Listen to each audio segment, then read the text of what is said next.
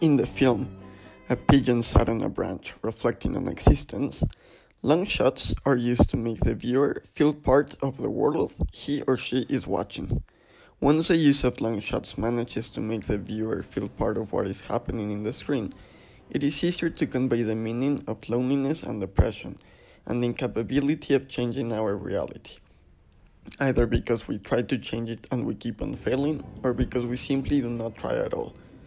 A large amount of scenes in the movie have only one person, and with the use of long shots, it allows the viewer to feel as if the character is trapped in his or her own reality and is unable to change it.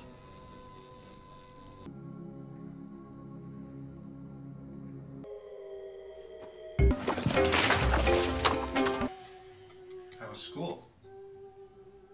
It was okay. Just okay? Another use is to show the relationship the characters might have with one another and with themselves.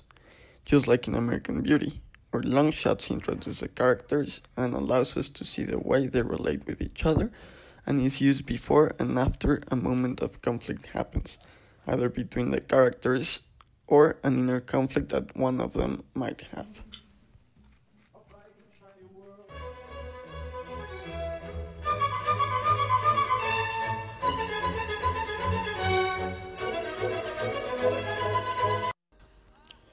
In A Clockwork Orange, for instance, Stanley Kubrick and John Alcott used long shots when the ultra-violence is happening, showing the brutality that these characters are used to and allowing the viewer to not only see this violence, but understand that the ones using force are enjoying it, and so that we know it is an essential part of their lives and who they are.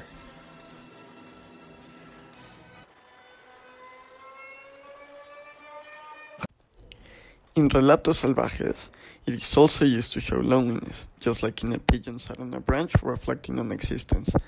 The difference here is that in Relatos Salvajes, the loneliness that long shots show are different. One shows physical loneliness, which conveys the meaning that anything can happen between the two characters that are shown in this story, and that no one will arrive to stop them.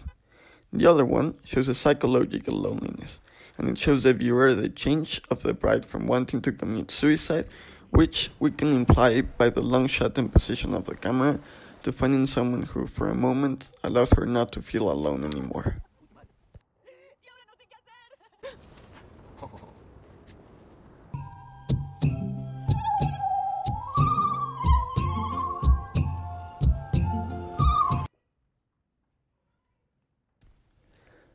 And, in One Flew Over the Cuckoo's Nest, the use of long shots shows a constant battle of our main character between freedom and imprisonment, with the movie starting with a long shot from the countryside, which conveys this meaning of freedom, to then presenting the character and antagonist and showing the viewer that where the story will happen is a place where freedom is restricted.